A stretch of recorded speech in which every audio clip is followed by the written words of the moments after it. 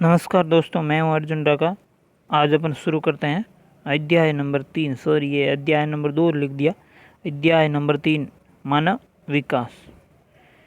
पिछले अध्याय का एक प्रश्न रह गया। प्रश्न नंबर 25, मनोविज्ञान की सबसे पुरानी विधि कौन सी है? तो अंतर निरीक्षण विधि। प्रश्न नंबर 1, विकास अभिवृद्धि के संप्रत्यय की अपेक्षा अधिक व्यापक है।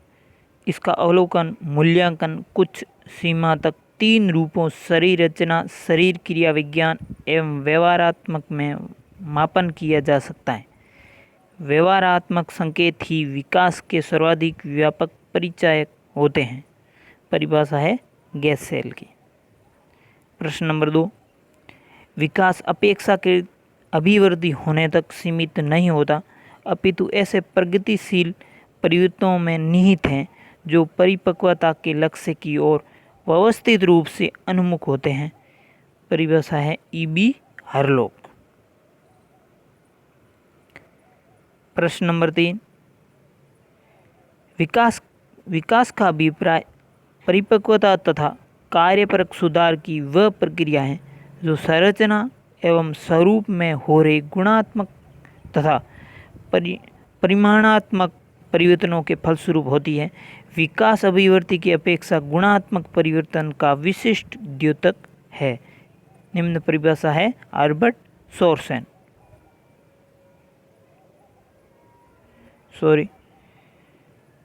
प्रश्न नंबर 4, विकास का अर्थ है अधिक प्रगति, उन्नति, अधिक प्रकटीकरण और अधिक परिपक्वता की ओर जाना।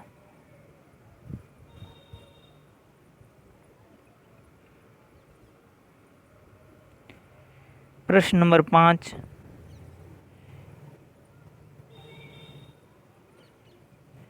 विकास अभिवृद्धि तक ही सीमित नहीं है, इसके बजाय इसमें प्रौढ़ावस्था के लक्ष्य की ओर परिवर्तनों का प्रगतिशील क्रम निहित रहता है। विकास के फलस्वरूप व्यक्ति में नवीन विशेषताएं और नवीन योग्यताएं प्रकट होती है।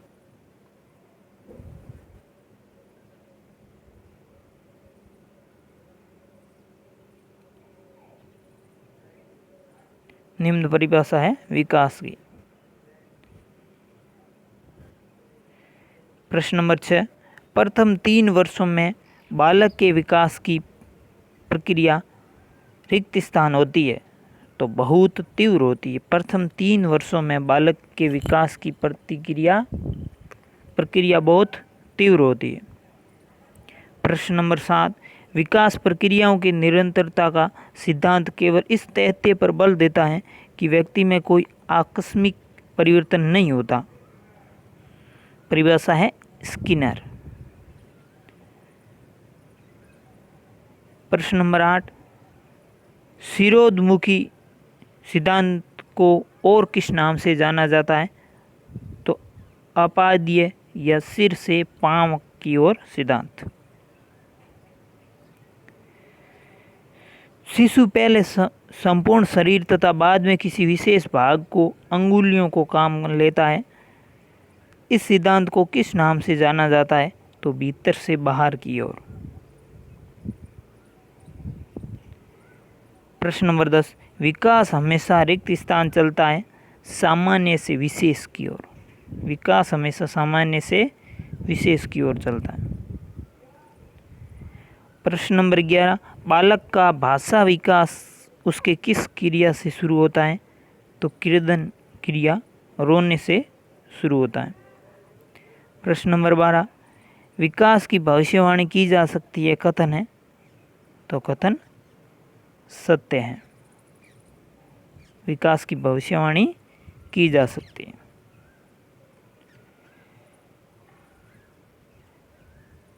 प्रश्न नंबर है 13, बालक और बालिकाओं की वृद्धि और विकास दर में भिन्नता होती है। बालिकाएं बालकों की तुलना में जल्दी परिपक्व तो हो जाती है। उपयुक्त कथन है दोनों सत्य, ए सत्य, बी सत्य या दोनों गलत? तो सही है दोनों सत्य। यानी बालक और बालिकाओं की वृद्धि और विकास की दर में भिन्नता होती है। बालिकाएं बालकों की तुलना में जल्दी परिपक्व हो जाती हैं। दोनों सही है। विकास की प्रत्येक अवस्था में जोखिम रहता है, कथन है। विकास की प्रत्येक अवस्था में जोखिम रहता है, सत्य है। प्रश्न नंबर 15, बुद्धि और अभिक्षमता रिक्त स्थान होती है। बुद्धि और अभिक्षमता हमेशा जन्मजात होती है। प्रश्न नंबर 16, व्यक्ति के विकास में जातीय संस्कृति का बड़ा हाथ है। जातीय संस्कृति के अनुरूप ही व्यक्ति का विकास होता है। निम्न कथन है युंग महोदय का।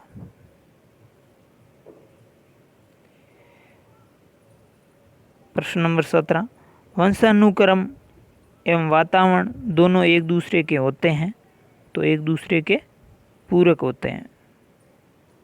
पूरक।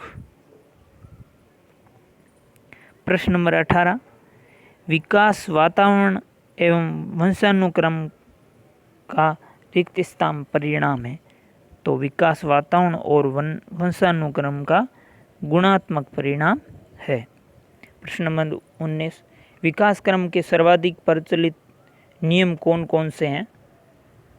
तो विकास के सर्वाधिक प्रचलित नियम है बीजकोष का नियम, बीजकोष की निरंतरता का नियम, समानता का नियम, विभिन्नता का नियम, प्रत्यागमन का नियम, अर्जित गुणों के स्थानांतरण का नियम और प्रभाविकता एवं वियोग का नियम।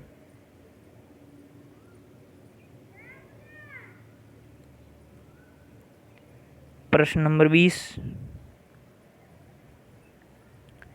बीजकोष की निरंतरता के नियम के प्रतिपादक है, तो बीजमैन। बीजमैन। प्रश्न नंबर 21, माता पिता द्वारा गुणों का अगली पीढ़ी को हस्तांतरित होना कौन सा नियम है? तो बीजकोष की निरंतरता का नियम। प्रश्न नंबर 22, जैसे माता पिता होते हैं वैसे ही उनकी संतान होती है।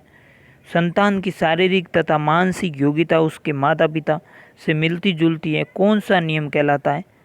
तो समानता का नियम। प्रश्न नंबर 23, भिन्नता का नियम किन वैज्ञानिकों ने प्रयोग द्वारा स्पष्ट करने का प्रयास किया? तो डार्विन और लेमार्क ने।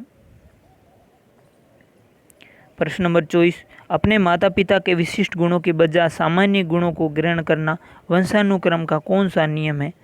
तो प्रत्यागमन का नियम। प्रश्न नंबर 25, माता पिता में जिसका गुण प्रभावी होता है वह अगली पीढ़ी में दिखाई देता है और दूसरे जनक का गुण लुप्त या छिपा रहता है, इसे कहा जाता है तो प्रभाव का नियम। किसी एक पीढ़ी में दो गुणों का मेल आगे चलकर अलग अलग गुणों शुद्ध प्रकारों के रूप में प्रदर्शित होते हैं, इसे कौन सा नियम कहा जाता है? तो वियोग का नियम। आगे है प्रश्न नंबर 27,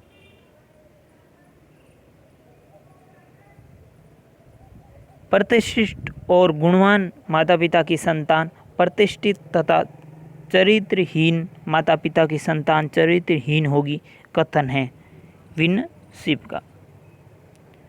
प्रश्न नंबर 28, जिस सीमा तक व्यक्ति की शारीरिक रचना को उसके जीन निश्चित करते हैं उस सीमा तक उसके मस्तिष्क एवं स्नायु संस्थान रचना, उसके अन्य लक्षण, उनकी खेलकूद संबंधी कुशलता और उसकी गणित संबंधी योग्यता भी वंशानुक्रम पर निर्भर करती है, कथन है कोल सैनिक। प्रश्न नंबर 29,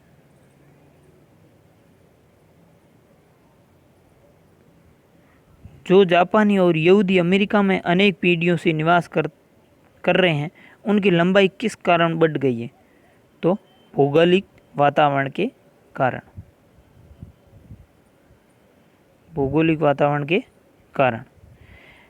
प्रश्न नंबर 30, मनोविश्लेषण सिद्धांत के प्रतिपादक है? तो सिगमंड फ्रायड।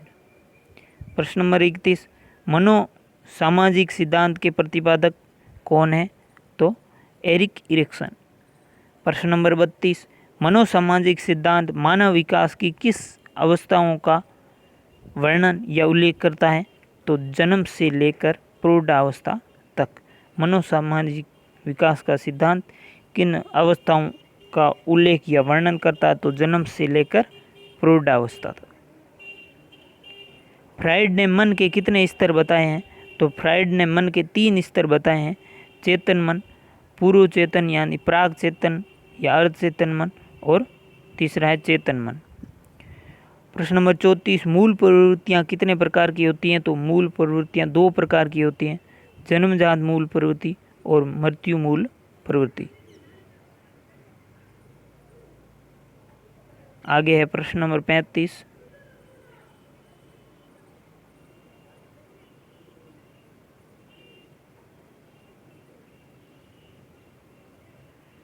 जीवन मूल मनोवृत्ति की ऊर्जा को किस नाम से जाना जाता है?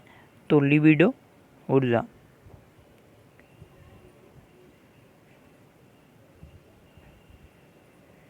प्रश्न नंबर 36, अपराधी का अपने व्यवहार का कारण बुरी संगत बताना अथवा किसी कोर्स में प्रवेश न मिलने पर उसे व्यवसाय के लिए अच्छा नहीं बताना, इसे अपराध भाव परिवर्तन के लिए प्रयोग किया जाता है।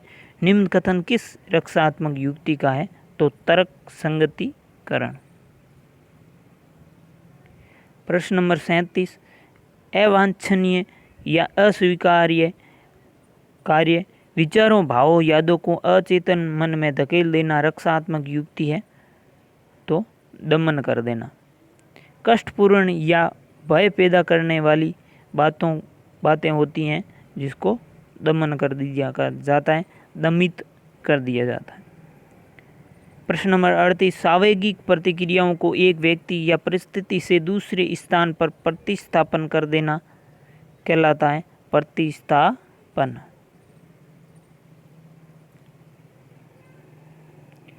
प्रश्न नंबर 39, माता पिता से दंड मिलने पर बालक क्रोधित होकर अपना क्रोध अपने खिलौनों या अपने छोटे भाई बहन पर निकालता है, रक्षात्मक युक्ति है?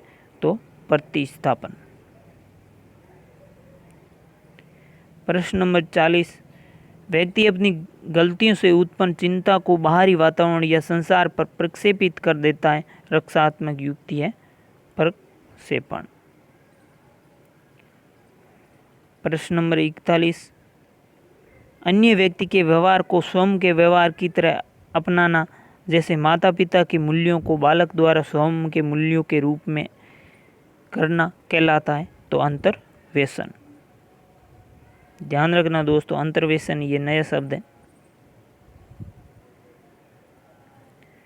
प्रश्न नंबर 42,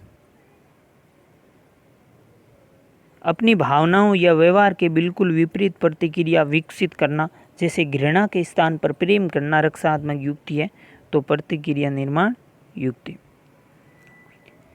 प्रश्न नंबर 43, मनोलैंगिक विकास का सिद्धांत दिया फ्रायड ने, मनोलैंगिक। प्रश्न नंबर 44, मनोलैंगिक अवस्थाओं को कितनी अवस्थाओं में वर्गीकृत किया जा सकता है? तो मनोलैंगिक अवस्थाओं को 5 अवस्थाओं में वर्गीकृत किया जा सकता है। पहली है मुख्य अवस्था, जो जन्म से लेकर 18 माह तक होती है। दूसरी गुद्दी अवस्था, जो 18 माह से 3 वर्ष तक।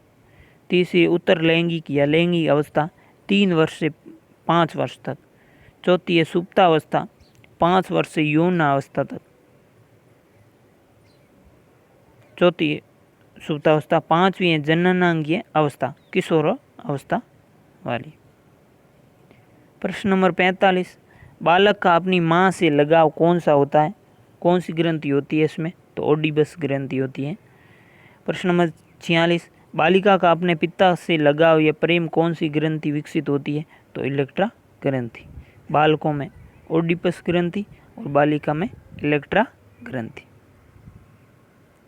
प्रश्न नंबर 47, व्यक्ति का व्यक्तित्व कितने मुख्य घटकों से मिलकर बनता है? तो 3 मुख्य घटकों से मिलकर बनता है, इदम अहम परम अहम। Id, ego, super ego.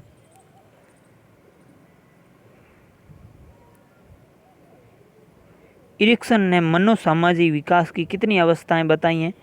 तो इरिक्सन ने मनोसामाजिक विकास की 8 अवस्थाएं बताई हैं।